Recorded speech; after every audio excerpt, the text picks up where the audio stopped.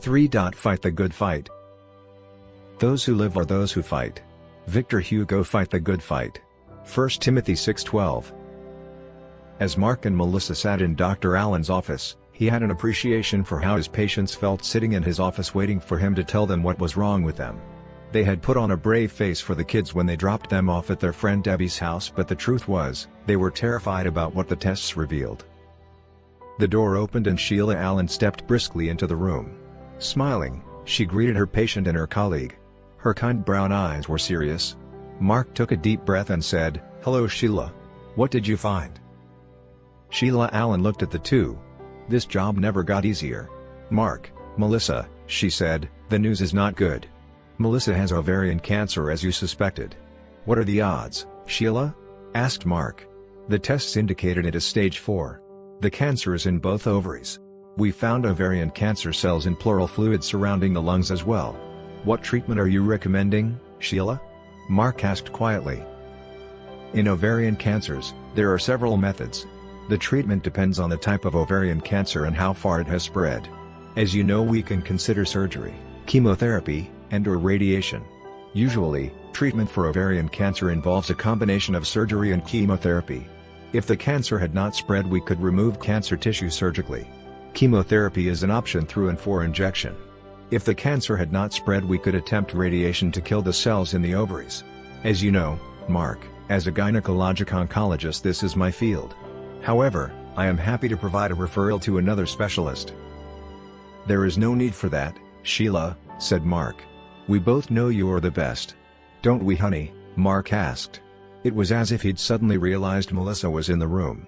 Melissa could only nod and clutch his hand. "What's the prognosis, Sheila?" asked Mark.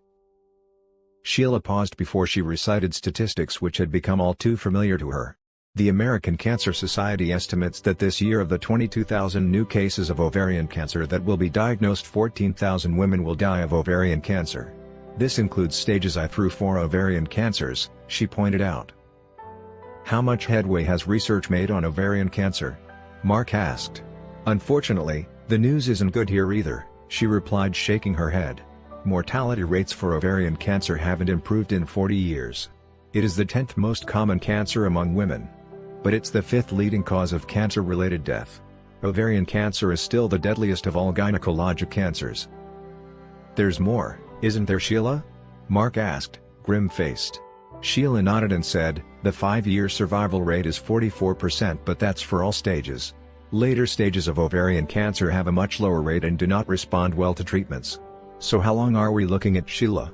Mark asked. "It's not all gloom and doom, Mark," Sheila said. 13% of the cases are diagnosed at stage 4. This is not surprising as symptoms are not mild to none. 3 in every 4 women with ovarian cancer live for at least 1 year after diagnosis. Almost half, 46%, of women with ovarian cancer are still alive at least 5 years after diagnosis. Women diagnosed when they are younger than 65 do better than older women. Most women diagnosed with stage 4 ovarian cancer have a 5-year survival rate of approximately 18%. Melissa has several things going for her. She's young. Her health is generally good and she has 3 little girls she wants to see grow up. Never underestimate the power of the human spirit. "So what's the first step?" asked Mark. "I was hoping that's what you'd say," said Sheila, smiling. "First we'll do surgery to remove Melissa's ovaries. I am recommending a full hysterectomy just to be sure. Then as soon as Melissa is strong enough to tolerate it, we'll start combination chemotherapy." "Combination chemotherapy?" Melissa asked in a small, lost voice. "Stage 4 ovarian cancer can't be cured. But we can still treat it and beat it back into submission," Sheila explained. "We're going to attack it to help you feel better and live longer. We could do chemo to try to shrink the tumors and then do surgery. But removing your reproductive system first and then going after the other cells makes more sense. We'll try 3 cycles of chemo after surgery." "So you're saying I'm never going to be free of cancer?" asked Melissa. "What if the chemo doesn't work?" she asked in a trembling voice. "Then we'll start treatments to make you comfortable," Sheila told her. "We haven't begun to fight the good fight yet, Melissa," she assured her. "I like to give my patients a bookmark which sums up how we're going to fight this thing together." Melissa looked down at the slim blue cardboard strip. On it was printed, "If you say you can or you can't, you are right either way. Henry Ford."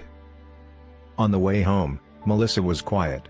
Finally she said, "This is going to kill Henry, Mark. Henry's a tough old bird. You'll see. He'll be your best cheerleader." "You don't understand," she said. "Ovarian cancer is what killed Miss Patsy when she was my age." "You never said anything," Mark commented. "It's not something we talk about," Melissa said in a whisper.